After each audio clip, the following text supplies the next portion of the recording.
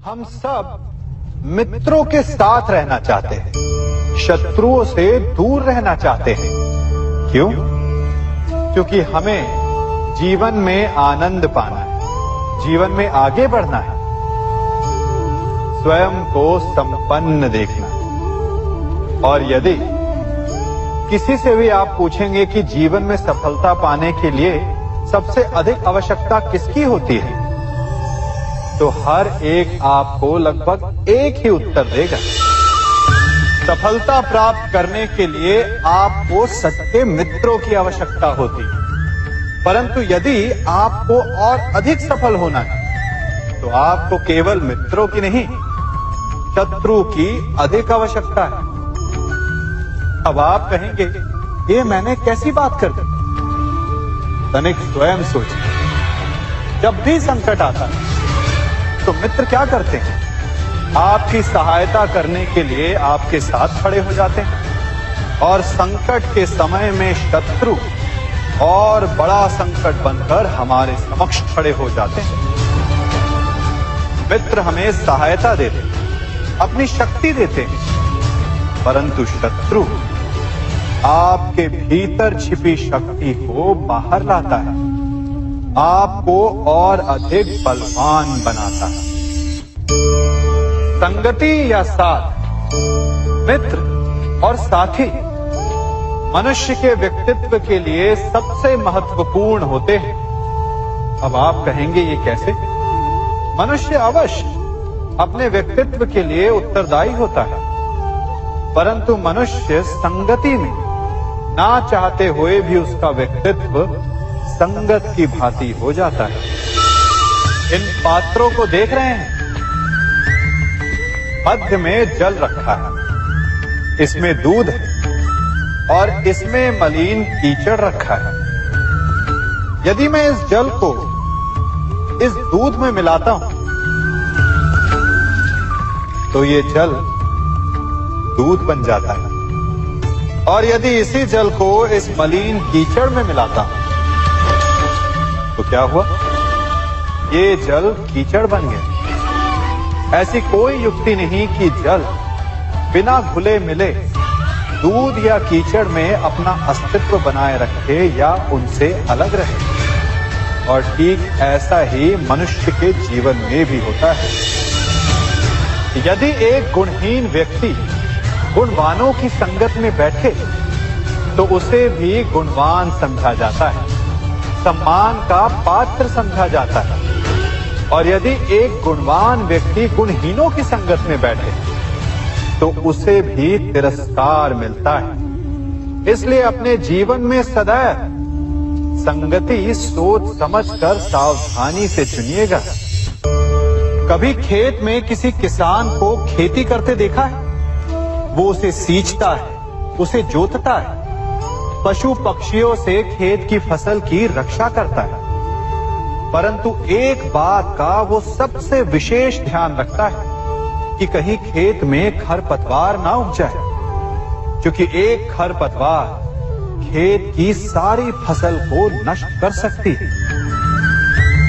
ठीक उसी प्रकार यदि वंश की कोई संतान खोटी निकल जाती है, तो वो समूचे वंश का सर्वनाश कर देती है। इसीलिए संतान के लालन पालन में विशेष ध्यान देना आवश्यक होता है, क्योंकि संतान वो फसल होती है जो वंश के आने वाले समय को महान बना सकती है या फिर वंश का पतन भी कर सकती है। मनुष्य भी बड़ा विचित्र प्राणी है। अपनों से नीचे के स्तर के लोगों को वो हे दृष्टि से देखता है, उनका उपहास उड़ाता है, उनसे बार बार कहता है कि तुम्हारा कुछ नहीं हो सकता, तुम भविष्य में कुछ नहीं कर पाओगे। जब मनुष्य के पास धन संपत्ति मान होता है, तो वो दूसरों का आदर नहीं करता, परंतु वो एक बात भूल जाता है कि उससे भी अधिक शक्तिशाली कोई अस्तित्व में है, और वो है समय, काल। काल अपना चक्र कब बदलेगा ये कोई नहीं जानता। समय अपनी करवट कब लेगा ये कोई नहीं जानता। कोयला भी समय के साथ साथ हीरे में परिवर्तित हो जाता है। इसलिए जीवन में कभी भी किसी का भी उपहास नहीं उड़ाना चाहिए।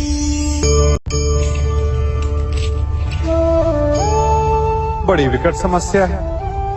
मुझे स्मरण ही नहीं हो रहा कि इस गुच्छे की कौन सी चाबी इस ताले को खोलेगी। बड़ी देर से प्रयास कर रहा हूं, परंतु ये ताला खुल ही नहीं रहा।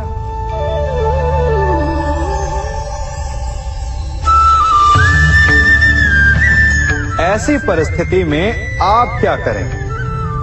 अधिकतर लोग ऐसी परिस्थिति में अपनी आशा खो बैठते हैं। उन्हें लगता है कि चाबी खो गई। वो तिलमिला जाते हैं, क्रोधित हो उठते हैं। परंतु उस समय धैर्य रखें तो गुच्छे की अंतिम चाबी ताला खोल सकती है।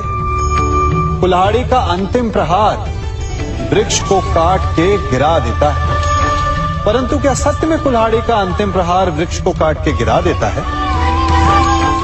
आपको आपका लक्ष्य दिला देता है?